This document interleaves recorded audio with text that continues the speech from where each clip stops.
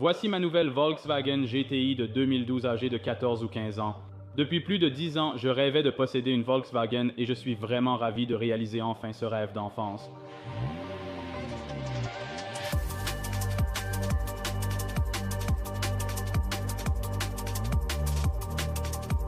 Mais ce ne serait pas une vidéo SMPL Build sans budget limité, alors on a acheté cette GTI pour 3500 $.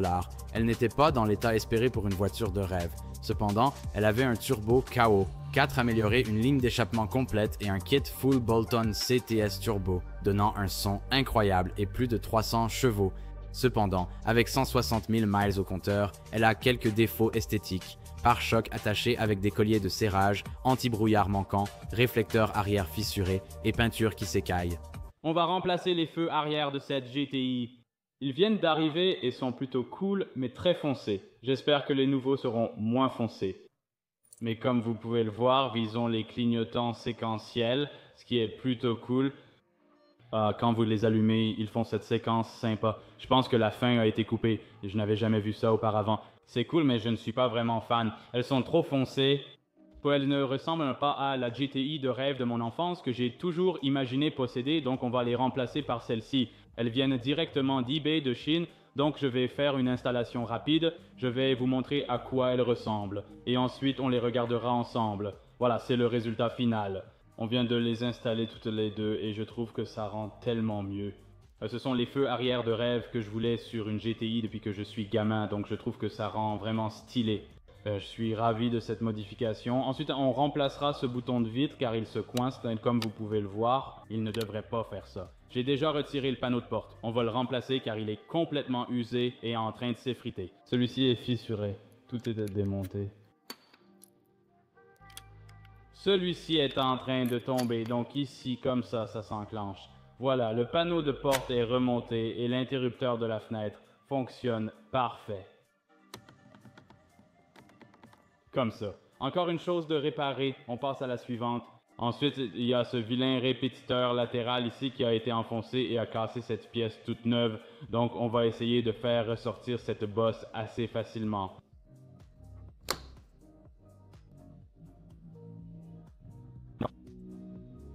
On a enlevé la bosse du mieux possible.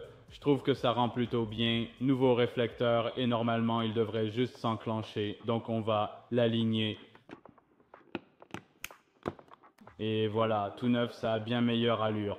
On va installer des anti-brouillards achetés sur eBay. Avant de commencer les modifications, ces petites réparations vont complètement changer l'apparence de la voiture et l'harmoniser. Installons-les.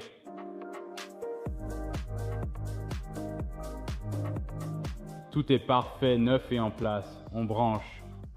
Tout est d'origine. Il ne manque rien. Franchement, je trouve que ça rend bien mieux. La prochaine étape pour la GTI est l'installation d'un nouveau pare-brise par Garden State Auto Glass. Comme vous pouvez le voir, il y a une grosse fissure qui le traverse. Je suis vraiment content de le faire réparer pour que tout soit à nouveau propre et en ordre. Voici leurs coordonnées si vous voulez les contacter.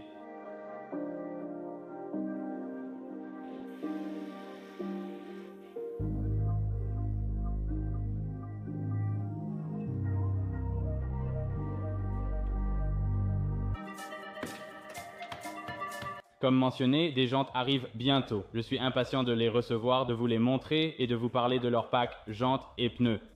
Mais pour l'instant, on a un diffuseur arrière.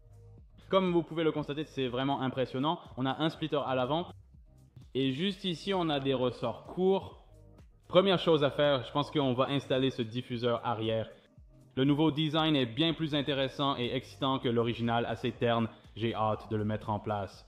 Donc on va commencer par arracher l'ancien, puis on va enlever le plastique. Vous pouvez voir qu'il y a une couche de plastique dessus, donc ce sera encore plus brillant. Ensuite, on va l'installer là-dessus.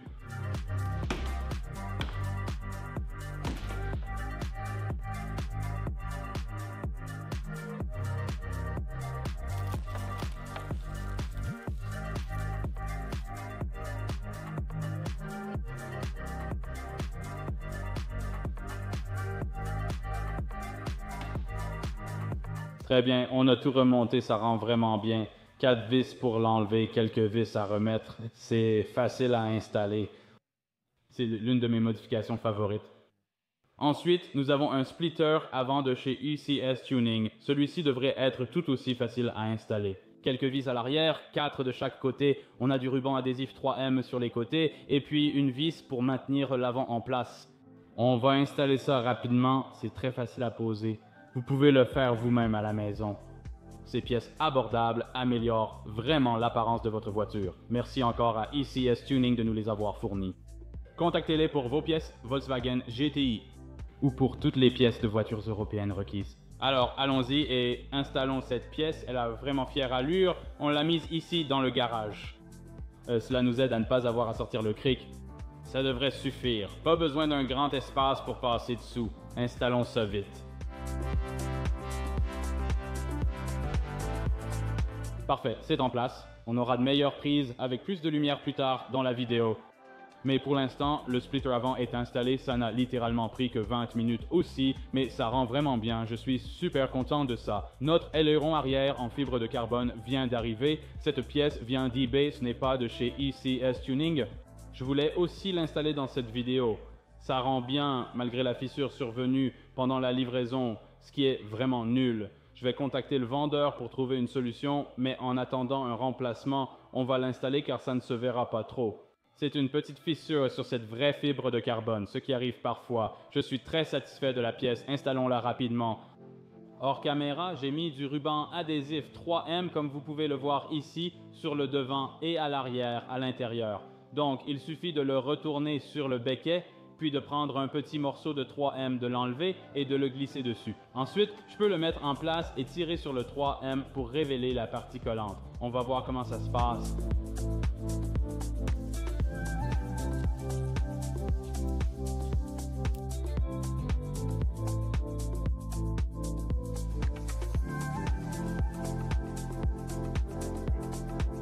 Les pièces tournées sont bien en place et serrées, c'est solide et stable.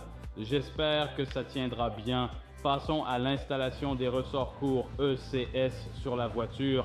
Mettons-la sur le pont pour y jeter un œil. Espérons que la voiture descende du pont aussi facilement qu'elle y est montée, car elle sera un peu plus basse en redescendant, mais ouvrons ses ressorts.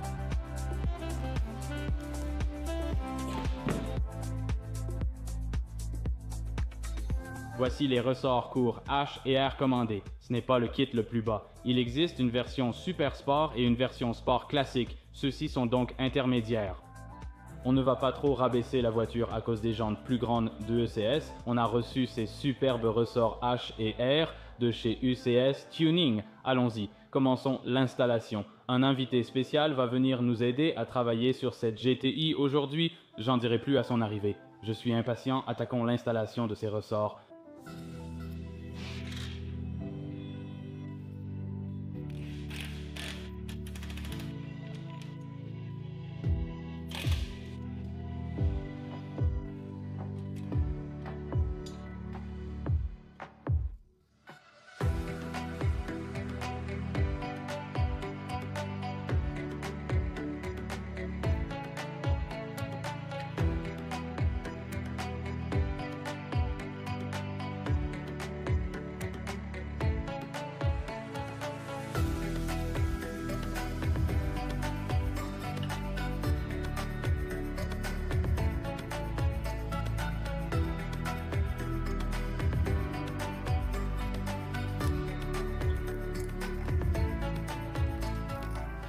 On a aussi une pièce vraiment intéressante à installer, alors ouvrons ça et je vais vous montrer ce qu'on a reçu.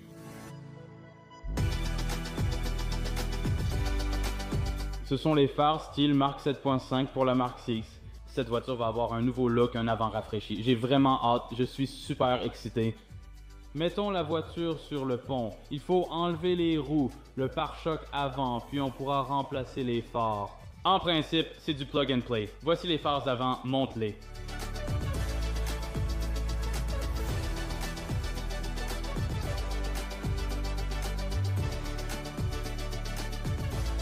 Le côté conducteur est installé. Passons à la révélation du sac. Oh mon Dieu.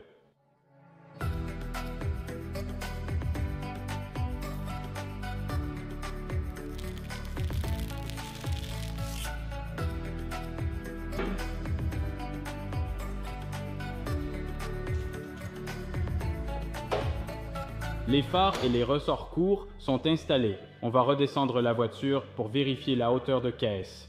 Il faut que ça se tasse un peu, mais baissons-la pour voir le résultat.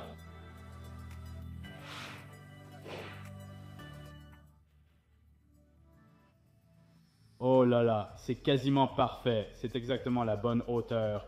C'est maintenant l'heure de la partie la plus excitante de la construction selon moi. Les roues et les pneus. Ils peuvent vraiment faire la différence sur un projet. J'ai hâte de voir ce qu'on a préparé avec ECS Tuning pour la GTI. Regardez ça.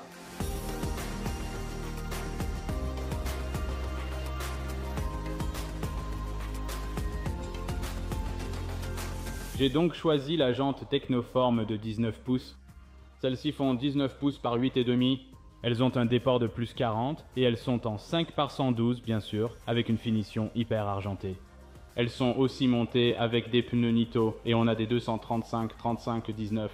Et ce sont les Nitto Motivo. Donc je suis vraiment enthousiaste à propos de cette configuration. Ça va être super large et je croise vraiment les doigts pour que tout s'adapte parfaitement. Alors, on va lever la voiture et installer tout ça. Un énorme merci à ECS pour leur configuration de roues et pneus super simple. J'ai acheté le pack complet et ils me l'ont envoyé directement à la maison comme ça, avec le carton autour. Donc je suis vraiment content de ça.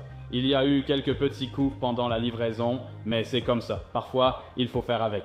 Alors, on va lever la voiture et monter tout ça.